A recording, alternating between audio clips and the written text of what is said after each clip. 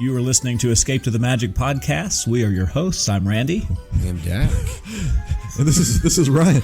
No. Let's keep it. Randy just threw us off there with the The looks intro. on your faces What? was priceless. That I did something different in the intro. Oh my goodness. It was good, wasn't it? Yeah, It was good. It was good. It was good. It was pretty good. Yeah. All right, and with that, You really are listening to Escape to the Magic podcast. This week is all about Run Disney. yeah. So they just finished a couple of Run Disney events out in Florida. Mm-hmm. There's quite a few coming up throughout the rest of the year. So I thought, man, now's the time to talk about Run Disney. And all of us have participated in Run Disney events, both in person and virtual. So we have some experience. I'm not going to, just for those of you listening, I don't think any of us are going to try and fool you by saying that we are professional runners or even Run Disney pros, but we have participated. I do follow it actually pretty closely.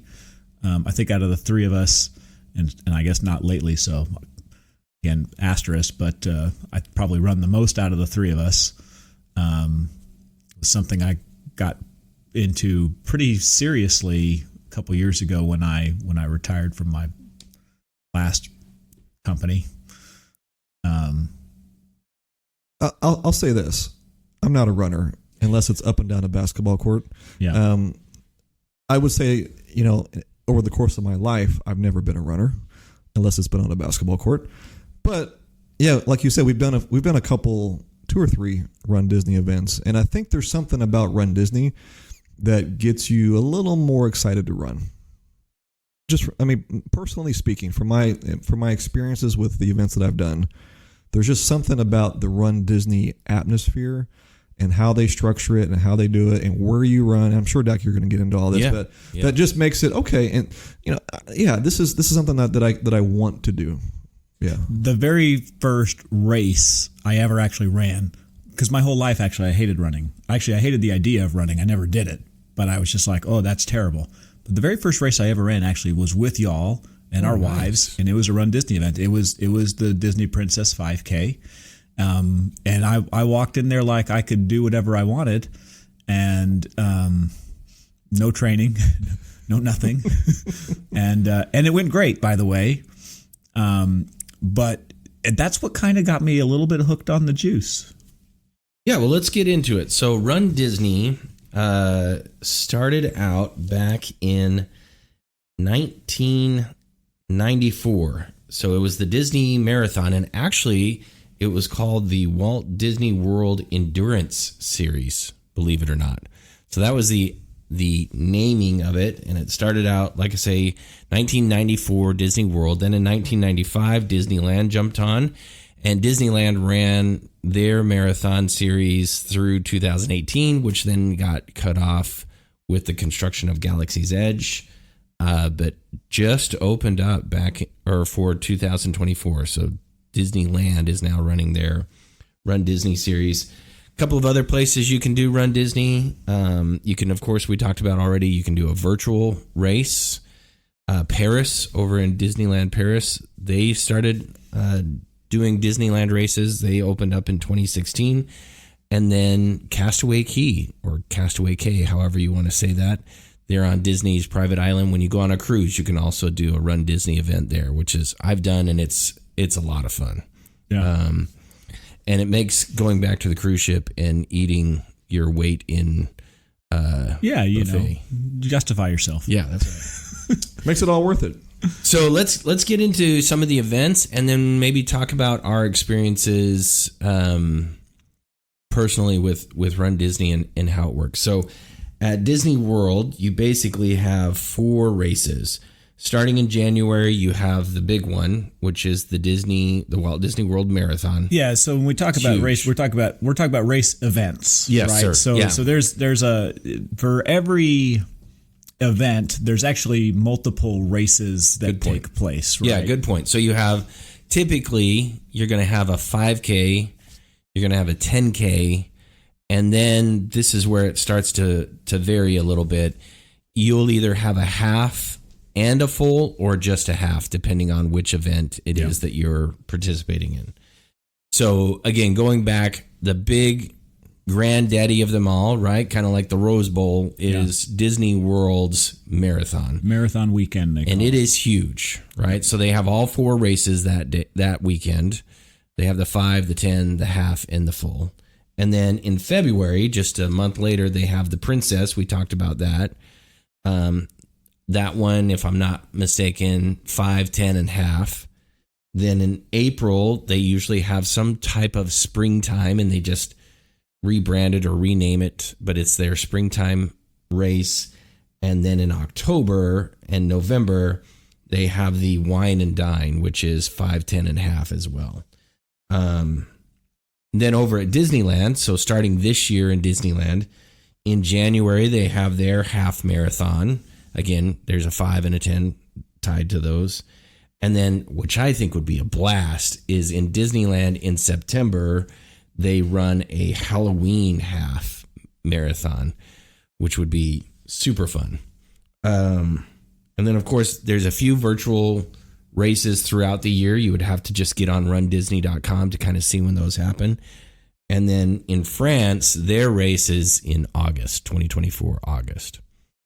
So my experience has been that, especially lately, if you are interested in doing a Run Disney event, good luck. Good luck, right. That's a great way of saying it, because you have to be watching ahead of time. There's going to be a registration day, and I would say it's online. Yeah, it's all online, and run by Disney IT. So for the most part, you are going to have to register that day. When the registration day is, June 15th, you need to be online, ready to go, clicking on that open registration button at the, 7 a.m. registration time. Yeah, usually from what I've seen, most of them actually start about 10 a.m. Eastern is when registration time is on a given day. But if you've ever experienced any sort of ticket drop, event drop with Disney online, you know that their technology can be quickly overwhelmed. And part of the reason why it's quickly overwhelmed is because of the volume of people trying to do it at once. I mean, I'm not exaggerating when I say this is like trying to get Taylor Swift tickets, okay? I'm dead serious. Yeah. Because I participate in a lot of the online groups, the Run Disney groups especially, and I haven't done a Run Disney race in a little while, but man, you watch people's comments and their postings and stuff like that, 6, 7, 8 hours later, they're still in the queue to get it. And of course, by that time, I can already tell them, you're not going to get what you're looking for. It's probably gone by the time you finally break through the queue, but you're going to get into a line online waiting for your computer or whatever it is to kind of catch up. And it could be really tough. Now, that is particularly true for I'll call them smaller races, not lesser races, but smaller races. The 5Ks, the 10Ks especially, they're going to fill up first, right? The halves and the full are certainly going to eventually fill up, but not quite as fast. So those won't sell out immediately. And the challenge is actually is a little bit of a mixed bag. Some of them go fast. Some of them, there's a little bit of time left.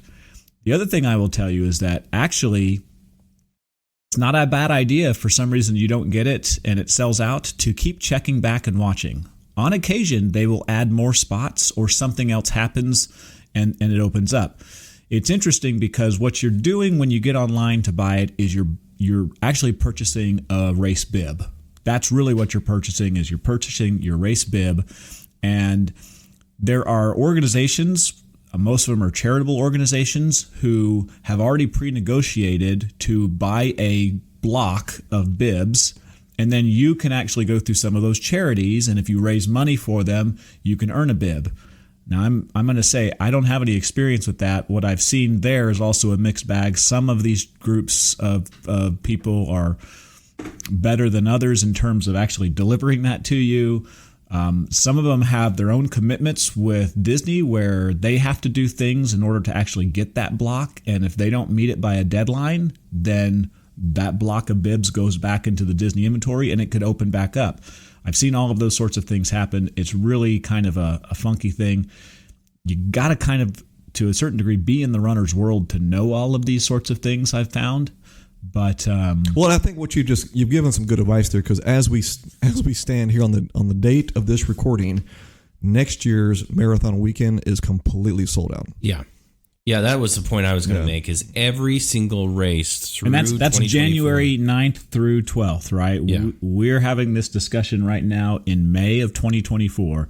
January's races are completely sold out, including the challenges. Yeah, and every race up to that point. Yep. Yeah, so through the rest of 2024, completely sold out.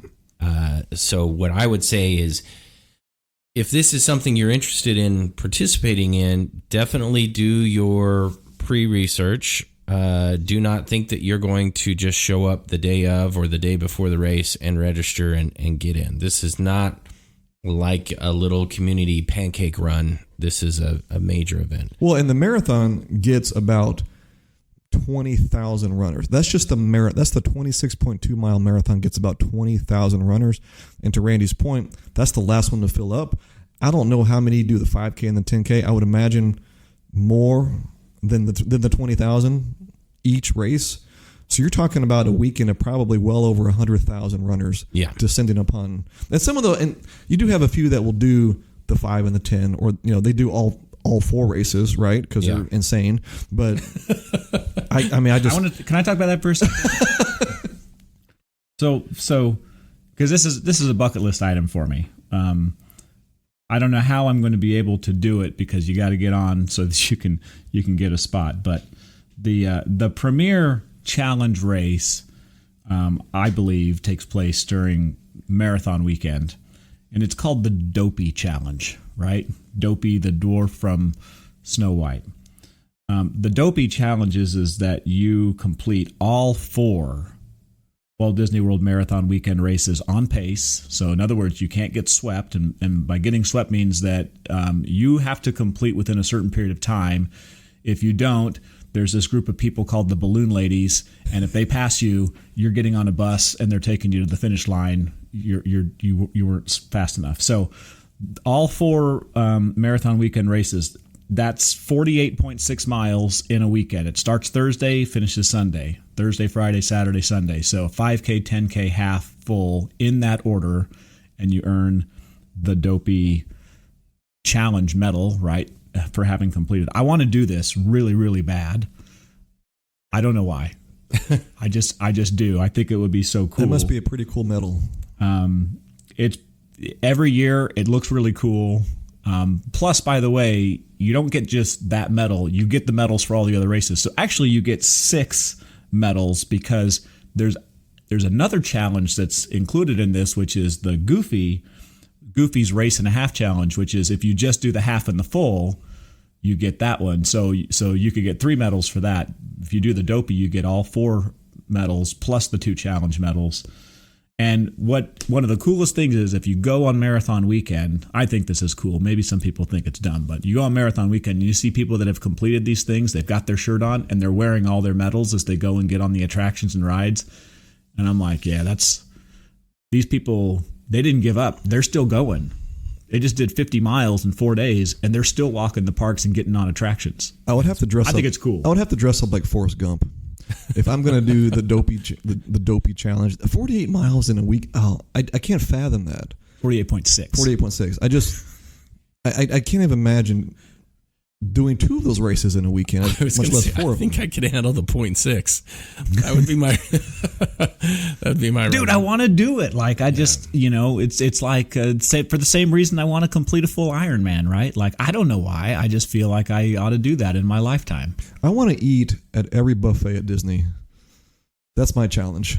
That's my goal. So can I tell you about another event? Because I think that it's kind of funny. It's a little bit on point. But this is a virtual race. This is this year's virtual race. It's taking place between June 1st and August 31st this year. But this year's virtual series is called a Snacktacular Celebration. spectacular celebration. And the races are all 5Ks, so you can complete the Mickey Mouse Waffle 5K. To go for some Mickey Mouse waffles. You right can now. complete the Mickey Mouse Bar 5K. You can complete the Minnie Mouse Candy Apple 5K. And if you are a boss, then you can complete the Pineapple Whip Soft Serve Challenge, which is all 3 of the 5Ks. And you put your stuff in there. So, And those virtual races do not fill up. Is that correct? no, that is not true. They do. Oh, they do? In fact, right now, like I said, this is coming up here very shortly. So that's actually starts next month. But everything is sold out except for the challenge.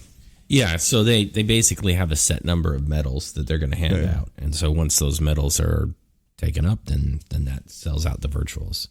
Maybe this might be a good time to talk about costs, right? So what I would say is, so my wife, I told her this was going to be our topic, and she's like, well, you got to talk about this. You got to talk about this. You got to talk about this. Because my wife is a runner as well, and so she participates or has participated in quite a few of what I would call community races and different race events throughout the state and so forth.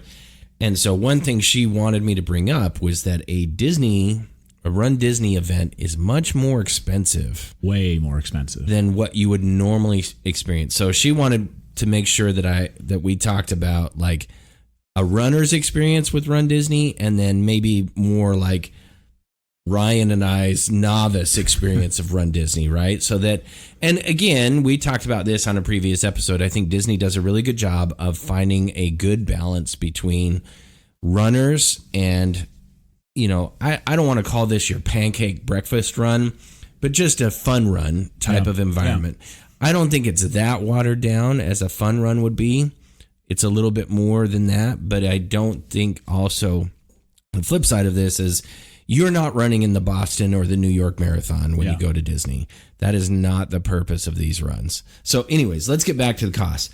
So just as an average, what I found is that for your 5K, you're going to spend anywhere between $115 and $120 or so, depending on where you are and which event it is that you're going to. The 10Ks, from what I saw, were running between $150 and $175. Yep. Halves were anywhere between $225 and $260.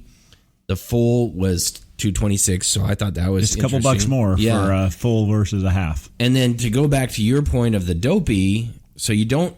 What's cool is if you're going to do the dopey, you don't have to log into all 4 races. You can go straight to the dopey. It's $689 from the last one that I saw. And you can just order the dopey, and that automatically registers you for all the other races. So you're going to pay $600 to run 48.6 miles. That's correct. Yeah. That's insane to me. Plus tax. Yeah. One thing I will add here is you brought up earlier the balloon ladies and being swept off an event, and kind of going back to my fun run mentality. So the time is a 16-minute mile. Yeah. That's your qualifier, which I can say for me personally, I absolutely could walk a 16-minute mile. I think most people could just That's literally a walk. That's a brisk walk. Yeah. It's a brisk walk. It is. It's not a stroll. It's not a stroll, right? Yeah. I like when we go on a Sunday afternoon walk here in our neighborhood. It's typically a 2 mile. We go here to a friend's house in the back, and we turn and come back. It's literally exactly 2 miles there and back. We typically do it in about 40 minutes, right? That's a casual strolling pace. You gotta be a little bit quicker than that. You are trying to move. Your heart rate will get a little bit higher than normal from walking, but it's very doable. Yeah, I think so too. And then once you get to the half and the full, I think they give you a 2.5 hour time frame. And if you think you can do it faster than 2.5 hours, then you have to submit a proof of time. Again, you're still at a timed race. You have the potential to be swept on any of the races. But if you're going to run faster, then you do need to provide a proof of time. So I thought that was interesting as far as analytics are concerned with, again, this is not, if you're a runner, and by that I mean you compete regularly in real races, right? And not even like the Boston or the New York, but just real races. I think there is a potential for you to feel some frustration at a Run Disney event because it's very crowded. Ryan, you brought up some of the numbers, right? You have some very novice runners that are not moving to one side. Maybe this is a good time to bring it up. There's a lot of stopping and starting as you're running in a Run Disney event. Yep. So there are characters along the way as you're running through the parks, right? A lot of photo ops. I think that's one of the fun, adventurous things about competing in a Run Disney event is you're literally running through the parks in a lot of cases. Now, I know you're not running through the parks all the time, especially when you get out on the half and the full. You're running on Disney property, but you're on a highway, and then you end up running through the parks. But as a real runner, you might get frustrated because you're getting into your pace, and then all of a sudden a big crowd in front of you stops to get a picture with Snow White. And that, again, I think that's something you should know as a runner going into some of these events. Yeah, go ahead, Ryan. I was going to mention, though, and again, this is my novice understanding of marathons, but if you are the running type and you submit your proof of time prior to the race, and they're going to put you in the corrals, right? Yeah. Our Princess They're going to put you in the earlier corrals, Yeah. right? So, you're going to be grouped in there. And one of the things to keep in mind is there are people who run the Boston and the New York and big marathons across the world. There are actually some pro runners that are going to be participating in these things too. Oh, for sure. They're going to be in the A corral, right? Yeah. They're going to get out there and go first, and they're going to get through. Those people are also not stopping for pictures. Yeah. Right? I would say, to your point, Dack, we were, I think, in the 12th corral during that one weekend. And out of 12. Yeah. And I think there were a few behind us. Yeah, there were. Yeah. There were but it was, but yeah, I mean, if you're trying to run. Yeah, which was interesting because I'm looking up here and we weren't all in the same corral, even though we registered at the same time. And I don't know how that worked, but I was in that A group, and for whatever reason, you guys were way back there in D or E or something like that. Yeah. And in the end, Kayla and I said, well, we're going to go with you guys, right? We didn't, like I said, it was my very first race ever. I didn't even know what that meant. I remember asking, it's like, why do I have this A on here? Yeah. Yeah, so for those of you who are not runners and you're just looking into this, what happens is they're going to put you in groupings. They call them corrals, and these groups are based on your time as a runner. Or your predicted What is your time, pace? yeah. What is your predicted time or predicted pace? Obviously, the faster ones are going to be in front, and the slowpokes like me are going to be in the back, ideally. This is another good time to I think, bring out some of the fun of a Disney race, is that costumes are completely allowed and in fact encouraged. Encouraged as part of these Run Disney events. And I'm telling you, people get so creative and it is so fun. I think that's half of the fun of a Run Disney event, is going and seeing everybody's different costumes and how they dress up. Some are elaborate. I mean, they're like Kronk with the whole tent on his back. Yeah, I don't know how you complete a race that way. Yeah, and they're running the whole time. One time when we went, there was 8 guys, like manly dudes, but they were all dressed up as the princesses. As princesses, yeah. It was great. Everybody was getting their pictures taken with these dudes. I mean, full on beards and the whole bit, right? Yeah. And but it was great. So absolutely. And what's cool about it is, to my knowledge, other than a Halloween party event, this is the only time an adult can fully get in costume and get dressed up and be in the parks at Disney. Otherwise, it's off limits, right? Yeah. Masks. Are not allowed still. Right. Yeah, still they're no not going to let you wear masks. I was just looking at the rules here just to make sure I had it on there. No, it is true, and you get really fully into what's going on. It's just about this immersion sort of a thing. I do want to say real fast before I lost it, again, for those of you who are used to, you've got a routine that gets you ready for a race. I just recommend you have some flexibility in your thinking on how this goes. There are going to be some challenges, and there are naturally some challenging situations. For instance, if you're staying on a Disney property, it could be kind of hard to get to the race start point if you're relying on Disney transportation on race day, because there's a lot of people that are going to be in that boat. When we did our very first one there for Princess Weekend, we were staying off property, so we drove and we got there, and it really wasn't that big of an issue for us. But every event, I get on there and I read about people who were waiting for buses or having a hard time. And if you are a runner who has a routine and you need to be at the race at a certain time so you can stretch, you can do all sorts of stuff, you may need to start planning even further in advance. These races do start at 5 a.m. That's when the first corral is leaving, is at 5 a.m. So you can expect to be there pretty early to get this going, and it could be challenging. And if you're late and you think you're going to start with the first group, you're not anymore, right? Like if you're not in your corral at the assigned time, then you're no longer in that corral. There's no like, hey, okay, we'll let you in line to go do it. No, they're very much regimented on, hey, we've got to keep the event moving at the pace that it's moving at. So just be prepared for those sorts of things. It is a lot of people, and importantly, it's a lot of inexperienced people. So you're going to show up in an event thinking, hey, this is how a race should go. 90% of the people that are out there participating probably haven't done a whole lot of these. Yeah.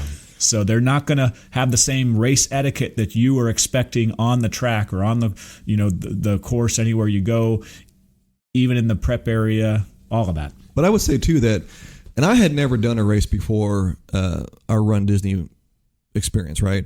I would say though that, and I don't know how other races are, I don't have that experience, but I would say it was they're very well organized from the announcers that were on the stage getting people hyped up and ready to go, from the fireworks that went off every time a corral left, to the end of the race when you pass through the finish line and they're giving you your little box of granola bars and drinks and whatnot. I was very impressed with just the organization behind it all. And I think for me, that's what kind of makes it fun, is like, you are coming to this event where, I had never done a race before, but I felt like I was allowed to be there because it just was a very well put on, very organized, very just a very good event. So maybe let's kind of go now through a race day or what to expect. So now you've registered, your race is coming up, and just kind of talk about a little bit of maybe some pre-race preparations you should make, and then actual race day expectations you should have as part of a Run Disney event. And again, by no means are we the Run Disney experts. We just thought we would share our experiences with you and what we've learned over the years as far as some things to maybe expect and some things to plan for. So pre-race day, the first thing I would tell you is, and you brought it up just a minute ago, Randy, lodging, right? So making that decision, am I going to stay on site? Am I going to stay off site? I would say if you are planning on staying on site and you know you're going to participate in a Run Disney event, book now. Like, yeah, it is such a busy weekend for the parks and for the hotels. Even before you register for the race, I would get your lodging in place. It's that important. Outside of Thanksgiving, Christmas, and New Year's, Marathon Weekend is the busiest weekend at Walt Disney World. Yeah. Bar none, hands down. You will not see bigger crowds at the parks than you see at this time.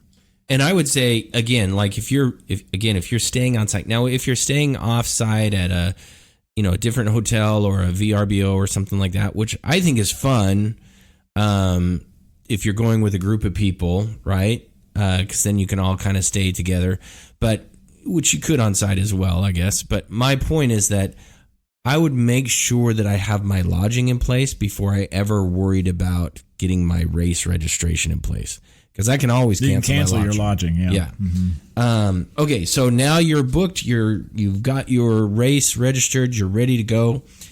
you're going to show up at Disney World or Disneyland a day or two before the race, right? So probably a day before at least. And you're going to go to, at least I can speak to Disney World. I can't speak to Disneyland because I don't know how they're doing it this time around. But for Disney World, you're going to go to the ESPN Sports Wide World of Sports. Yeah, arena. It's not arena, center. And it's where they hold all of the cheerleading, football competitions and all of that they host there as well.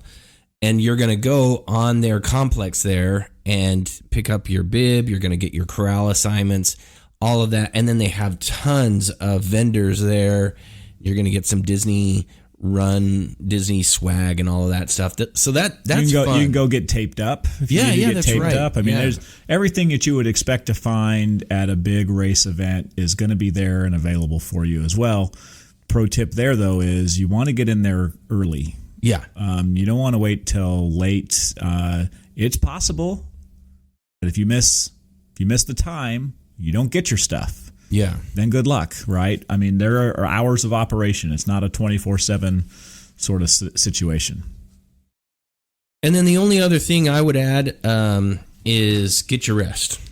You mentioned earlier, Randy, these races start at 5 a.m., so there is a very good chance that whether you're on-site or off-site, you're probably waking up 3 o'clock, 3:30 in the morning to either catch a bus or to get in your car, your vehicle, get over to the parks, park, and get set so that you can be in the race area well in advance of the actual race start time. And I would add, we mentioned getting your lodging, booking that early. I would also make sure that you have arranged your transportation plan. You know what you're doing. Research it out. Try and find out if you're staying on property. Make sure that you understand everything about how Disney World transportation works on race days. It is available, but it is not like they're not like running buses left and right. I mean, there is some limits to what's available there. You may need to arrange for an Uber to come pick you up in advance. All sorts of stuff. You can do that, by the way. You can book your Uber or Lyft ride and you can schedule it in advance just like you would anything else. So just be ready to go.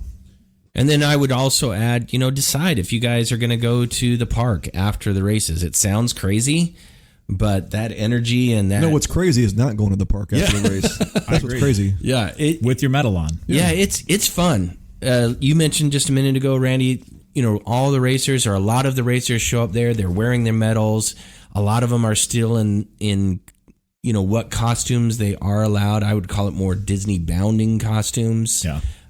In the parks, or they're at least wearing their race day shirts in the parks. And so it's a lot of fun. So I would highly encourage you, get park tickets as well. Again, pre-buy these out. Don't wait. Don't get them at the gate or the turnstiles. Actually plan ahead and say, okay, yeah, we're going to go to the parks. We'll probably go home, take a nap after the race, but end up back at the parks. Aspirational opportunity for you here. I'm not necessarily saying you should do this, but I am aware of in the longer races that go through the parks, by the time you get there, the park actually is open and operating. It's not uncommon for racers to perhaps veer off course a little bit to hop on a ride in the middle of the race. Good reason to, by the way, in advance, probably wise to do some training. Make sure that you can do it and be ahead of pace. A 16-minute mile is what's required. They recommend that you have trained for at least a 15-minute mile. I would say that if you're trying to do something like hopping a ride somewhere during the race, you probably need to be looking closer to that 8 or 9 minute mile mark, right? So that's a quick pace, but it can be done. I know of people who do that regularly. I'm not saying you should, and I'm not saying it's allowed. I just know of it. Yeah. So let's talk about race day. So you're going to show up. Like I say, you're probably going to get there somewhere around 4 a.m. Even though the races don't start until 5, there's lots of events. Ryan, you alluded to earlier. They have DJs and music blasting, and this was kind of a million porta potties, a gazillion porta potties. It's like porta potty city. Yeah. This was actually my first race experience as well. I've done other races now since then. Again, I'm not a runner, but I was amazed at the production and the show that is going on. They have a whole stage, and like Ryan was mentioning, fireworks are going off. And so anyways, what was some of y'all's impression of that race day? I will experience? say this in terms of, because again, we were like in the 12th starting block, section, and it was a good hour. Mm-hmm. Yeah, after the first runners left, Corral A, Group 1 left. I mean, we were probably a good hour after them leaving. So I remember that taking a while, just because there's 20, 30,000 people, and they don't start them all right away. They have a block of, probably 100 to 200 people that they send them off, and then you wait 5 minutes. You give them some space ahead of you, and then the next block's going to go. That took a while for me, longer than I probably expected, but I understand why they had to do it, because you got 20, 30,000 people out there looking to run. And as complete rookies there, we didn't know what was going to happen or how this goes. That's what I remember about race day. I walked in, it was like, what is going on? Yeah. Where am I supposed to go? Why am I supposed to do it? How's this supposed to work? You guys know me. I get a little uptight about No. I get a little uptight about like, hey, we're supposed to be doing these things, like, let's go. I want to make sure that because I don't want to miss out on something by having not followed the directions to get it there, right? Once I figure out how things work, then I'm much more flexible in ignoring the directions. But if it's new, like, I'm like, no, I want to be on top of it. So I remember that a lot. I felt a little bit of that anxiety because I just didn't really understand what was happening. But you're right. I think we got there probably about 4:30, if I remember correctly. Mm-hmm. So 4:30 a.m. And I don't think we hit the course until pretty close to 6. Yeah. Yeah, I would agree. And there's fun things going on, not just the stage show and the concert and all that's going on beforehand. There's photo opportunities beforehand as well. So now kind of rolling forward, they're going to call your corral number or letter, and then you're going to go and stand. And Ryan, to your point, I thought that was the long part, is we were in our corrals, in the corral waiting, and you could see the start, line ahead of you, and there was probably 2 or 3 corrals ahead of you. And so you were just standing there chilling basically until your actual corral got called forward to start the race. And then once the race gets going, so they shoot off the fireworks and all that stuff for each corral that takes off. And then once the race gets going, I think that's where the real fun starts to kick in. Again, you're seeing all different kinds of runners in costumes. There's different photo opportunities for you to stop and get a photo with a character. And there's all kinds of characters. Obviously, we did the princess run, so there was a lot of princesses out on the course that we were able to take pictures with, which I thought was a lot of fun. And there's so that what's happening is these the photographers are taking a picture and they're catching your bib. And then one thing I will say that is actually positive is that Disney Photo seems to be able to identify and connect you with that, that bib number to you pretty easily and pretty quickly. Like, it loaded on our phones. I think even in some cases before the race was over, we were already seeing our photos of us, as we were racing and meeting with the different characters. One thing that I thought was cool is, you're running these races in January and February in some cases, and so it can be a little bit cold in the mornings or cooler in the mornings. It doesn't always necessarily be that way, which is a good time to insert these Run Disney events. They're rain or shine. They are happening no matter what. So even if it's cold or if it's rainy or if it's whatever, that race is going to go on. But to that point, if you have like a hoodie or gloves or whatever and you're running along, one thing that my wife pointed out that I thought was really cool is you can just, if you want to, you could just pull those off and discard them, and then they get donated to a clothing center, for a good cause. So I thought that's cool. Really cool. Yeah. What else am I missing, guys? Hey, real fast. So sorry, and not to go back, but I love modern technology. So Did you pull your pictures up too? I did. Like yeah. I just did the same thing. I'm looking at the timestamps. That's what I just did. Yep. I'm like, I got it right here. 6:05 a.m. is when the fireworks went off for us to finally I go. have the exact same video. Yep, 6:05 a.m. That is awesome. Yeah. Oh, that's What time? We got there like at 4:30. Yeah, we were there like 4:30. So a good hour and a half after we arrived is when we finally started the race. Yeah. Anyway, that's funny. So I mentioned this a minute ago. You're not always in the park. So we ran in the 5K. We were for the most part in Epcot, but there was a few times where we were out on the roads. Again, not a big deal. There's tons of volunteers there showing you where to go, keeping you on course, helping you along the way. So I thought that was super helpful. Well, you know what's cool too about running through Epcot is that they opened up behind Epcot. Yeah, so you yeah. get to see some parts of the park that you don't normally don't get to see. Behind the scenes. Yeah, it was really cool. For sure. Also a little industrial, but it was still kind of cool to see. If you've never been back there, you're like, whoa. Yeah, like we ran underneath test or track, something right? like that. Yeah, it was cool. The other thing I would say now, definitely if you were in the half or the full, you are absolutely out of the parks. You're on the highway. You're on that main highway. You're on the highway until you get to the Magic Kingdom. What is that? World Drive? Yeah, World Drive. Yes. Mm-hmm. For sure. Personal jinx. One thing I will say that was, and Ryan, you mentioned this, and I'd kind of forgotten about this, but when you brought it up the other day when we were kind of talking about this is the episode we wanted to do. So our wives were running in the half, I think it was. Who did the half? And we were not. We were running in the half churro marathon. Yeah. So no, but what was cool is they were able to text us and let us know along the way, hey, we're here.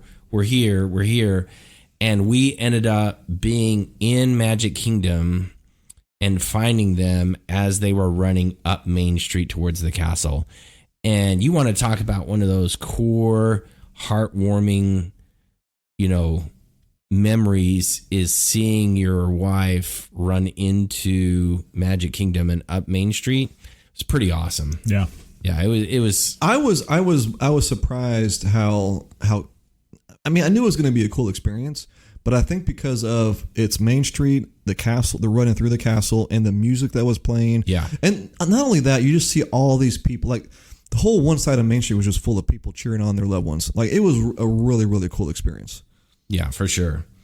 So as you start to end, you have a thought? Okay. So as you start to end the race or get to the finish line, what's going to happen is you're going to come through the finish line, and then for us, our experience was you immediately pick up your medal after that. Yeah. Which I think is pretty standard when it comes to races. Pretty standard in any race, pretty much. And then again, my wife was like, you got to explain this for the actual runners. So the post-race activities and your post-race swag food bucket or box, apparently Disney needs some help in this area. So in most races, most of your official run races, you get a pretty good box meal or treats, granola bars, Gatorades, all that stuff afterwards. My wife's experience was that Disney's was pretty lacking. It was, not the best post-race nutrition kit that you were able to get. Got a banana. I think there was like some There's a bag of chips. some chips. Was there, Chips, banana. I'm just saying, you go to, like she brought up the point, you go to some races and there's like tents and burgers and, it's all part of the race environment. Yeah. When those other races are sponsored by other people, it's true. It is. I do think it's interesting with all of Disney's ability to provide things, and particularly for the price. I think this probably is definitely a criticism of it. You would think that you get a little bit more TLC at the end. I've been to some races where it's awesome. And for instance, great example of this, right? You brought it up earlier, Pancake Run. Here close by to us, the city of Friendswood does a flapjack 5K every every Thanksgiving time, and the prize for the overall winner, and this is a competitive race, by the way, because the reason why is the prize for the overall winner is a year's worth of Whataburger. What? Hold up. Ryan just got interested in running. You better set your sights on year's worth of Whataburger? 16 to 18 minute 5K to do that, and Jeez. I think the only way you could do it is if you're like 16 years old, because that's who seems to win it every year. But yeah, you get a year's worth, but for the rest of us, we get Whataburger pancakes for breakfast, right? And it's generally okay. The point being here, I've been to a lot of races, and you do get a lot more than just a banana and a bag of chips. Now, in fairness, haven't done this at Disney for actually quite some time now, so I don't know. That's true. Maybe I don't know what their they've game stepped is up their now game. and how it's going, but that was a little disappointing. But for a rookie or a novice, I actually was surprised that they gave us anything at all. I was like, "Oh, really? True. That's Do true. I got to pay for this food? Because Yeah, I got yeah. to pay for everything else with here." the box of food. Yeah, they were like, take two. Yeah, Right. so Yeah, for sure. The other thing I would say is just have fun. Like, I think this is a great opportunity for the novice runner to jump into the racing world if that's something you're interested in doing, and just have a fun time doing it. You get to dress up, you get to, take breaks. For me, that was important. I'm like, I don't know that I can run this distance. I think the second time we did it, I got talked into doing a 10K, and I was like, you and I did the virtual 10K here in my neighborhood. yeah, I'm like, I just don't know if I can do that. We did it. Yeah, but we did it. I want to say this. I remember after we finished that first 5K, Ryan, you and I looked at each other as like, I could go for 5 more right now. Like, 5K is very easy. And but it was the energy, right? Yeah. It was the Yes, energy good that point. we had coming off of it. It was like, oh yeah, like this is great. And it's funny as I look at the pictures and I look at the timestamps, like we posted a terrible time. Terrible time to do this, but we just had so much energy. Like, oh, I could do. Now our terrible time was well in advance of a 16-minute mile, right? Yeah. But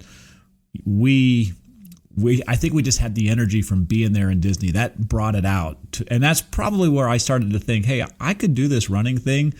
It's not the same when you're in your neighborhood versus you're in the parks. Well, and I think for me too, because of, and I know we're going long, but if you're just a Disney fan, you like going to the parks, this is an opportunity to go to the parks, but do something a little different that you're not normally used to doing, which it just adds a different element to your Disney love. Like you're running around World Showcase, which you don't get to run at Epcot.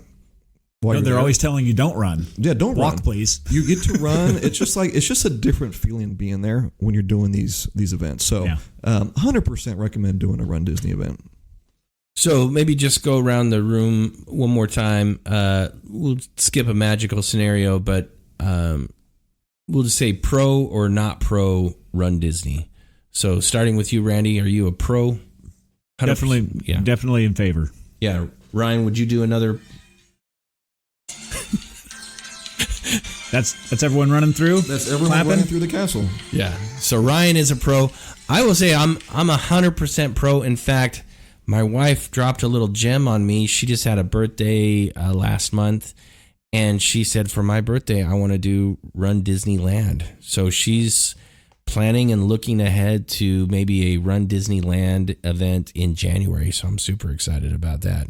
I will not be running. I will be eating at Disneyland, but I'll be there. You'll be there at the finish line with your churros in hand. Yeah.